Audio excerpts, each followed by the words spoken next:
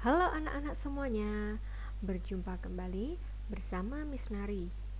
Hari ini kita akan melanjutkan pembelajaran kita pada tema 8, lingkungan sahabat kita, subtema 2,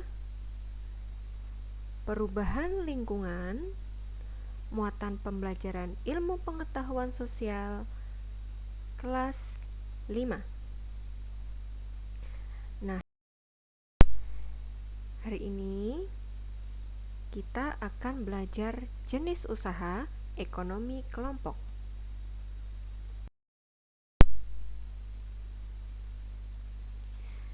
Usaha ekonomi yang dikelola kelompok.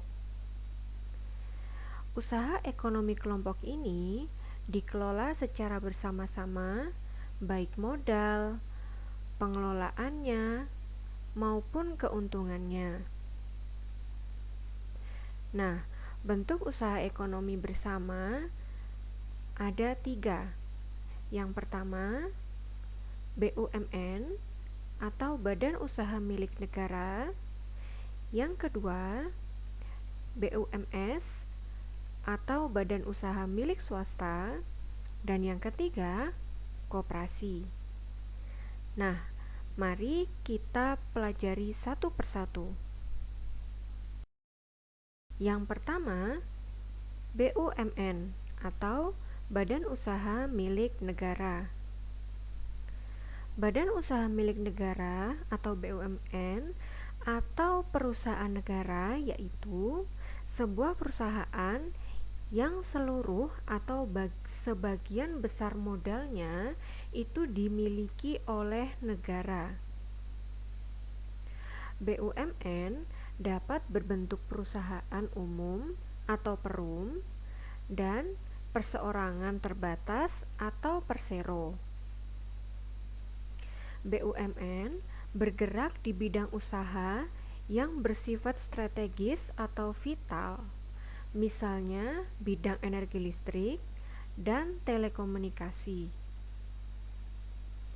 Nah, perlu anak-anak ketahui, selain BUMN atau Badan Usaha Milik Negara, di daerah-daerah juga ada yang namanya badan usaha. Di Indonesia juga terdapat Badan Usaha Milik Daerah atau sering disebut BUMD atau Perusahaan Daerah. BUMD merupakan perusahaan yang seluruh atau sebagian besar modalnya dimiliki oleh pemerintah daerah. Tujuan berdirinya BUMD antara lain, yang pertama, ikut melaksanakan pembangunan ekonomi daerah dan pembangunan ekonomi nasional. Dan yang kedua, memenuhi kebutuhan rakyat dan menyediakan lapangan kerja untuk mewujudkan masyarakat adil dan makmur. Lalu selanjutnya, yang kedua, ada BUMS atau Badan Usaha Milik Swasta.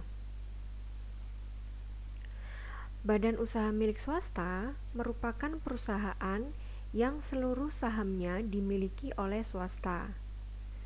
Nah, ada beberapa macam BUMS. Yang pertama ada firma, yang kedua ada persekutuan komanditer, dan yang ketiga ada perseroan terbatas. Mari kita pelajari satu persatu. BUMS yang pertama ada firma. Firma adalah usaha ekonomi bersama yang didirikan oleh sekurangnya 2 sekutu. Pendiri firma biasanya orang-orang yang saling kenal satu dengan lainnya. Setiap anggota firma memiliki hak untuk bertindak atas nama firma. Anggota firma juga bertanggung jawab secara penuh atas resiko kerugian firma. Usaha berbentuk firma biasanya bergerak di bidang layanan konsultasi hukum dan keuangan.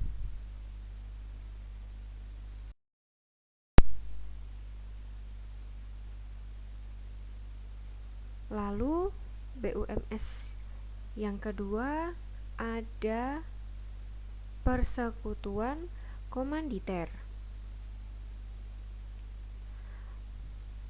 Persekutuan komanditer atau yang sering disebut CV didirikan oleh sekurangnya 2 orang yang menyetorkan modal. Pada CV terdapat 2 jenis sekutu, yaitu sekutu aktif dan sekutu pasif. Sekutu aktif berperan sebagai investor dan pengelola CV. Sedangkan sekutu pasif berperan sebagai investor tanpa terlibat dalam pengelolaan CV. Usaha berbentuk CV dapat dikembangkan dari firma. Ini dimungkinkan jika firma ingin memperluas usahanya dan membutuhkan banyak modal.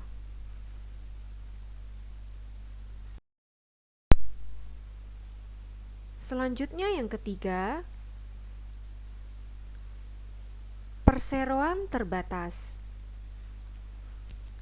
Perseroan terbatas atau PT adalah usaha bersama yang modalnya berupa kumpulan saham.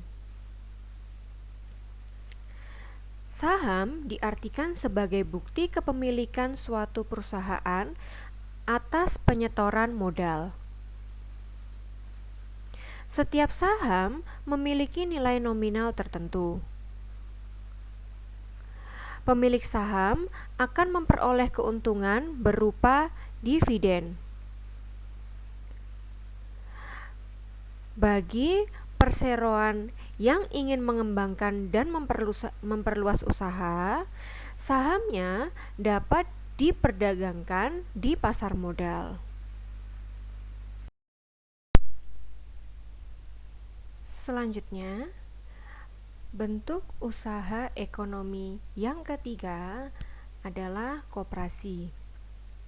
Saat ini di Indonesia berkembang usaha bersama yang bertujuan mensejahterakan anggotanya. Nah, usaha yang dimaksud adalah koperasi. Berdasarkan Undang-Undang Nomor 25 Tahun 1992 tentang perkoperasian, koperasi adalah badan usaha yang beranggotakan orang-orang ataupun badan hukum. Koperasi melandaskan kegiatannya berdasarkan prinsip koperasi sekaligus gerakan ekonomi rakyat yang berdasarkan asas kekeluargaan. Nah, koperasi sesuai dengan Undang-Undang Dasar 1945 Pasal 33 Ayat 1, yaitu bentuk perekonomian disusun atas usaha bersama berdasarkan asas kekeluargaan. Koperasi pertama kali dikembangkan oleh Dr. Andes Muhammad Hatta.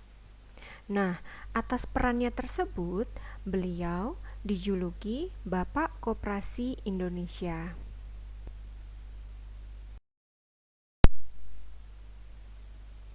Selanjutnya, bentuk-bentuk koperasi di Indonesia. Jadi anak-anak, bentuk-bentuk koperasi di Indonesia ada 5. Yang pertama, koperasi konsumsi. Koperasi konsumsi yaitu koperasi yang menyediakan berbagai barang konsumsi untuk memenuhi kebutuhan sehari-hari. Contohnya, ada beras, gula, minyak, sabun, peralatan rumah tangga, dan barang elektronik. Apa tujuannya? Tujuan koperasi ini adalah untuk memenuhi kebutuhan konsumsi sehari-hari bagi anggota dengan harga dan mutu yang layak. Lalu yang kedua, koperasi simpan pinjam.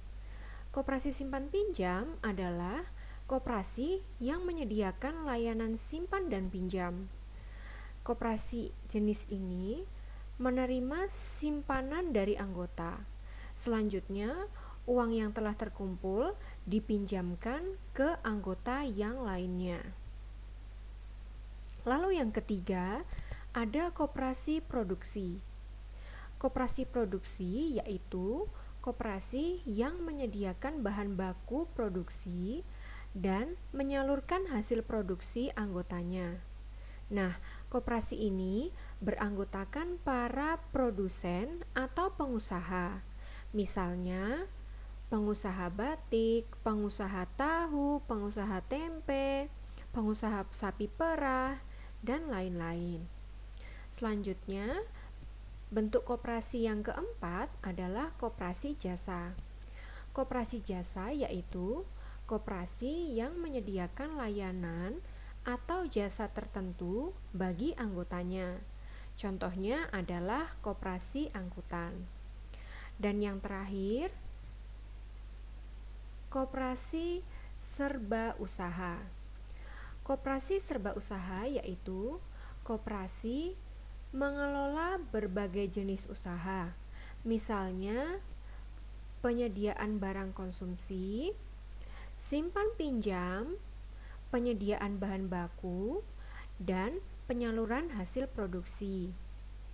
Contohnya ada koperasi unit desa atau KUD. Nah, anak-anak, demikian pembelajaran kita hari ini. Terima kasih.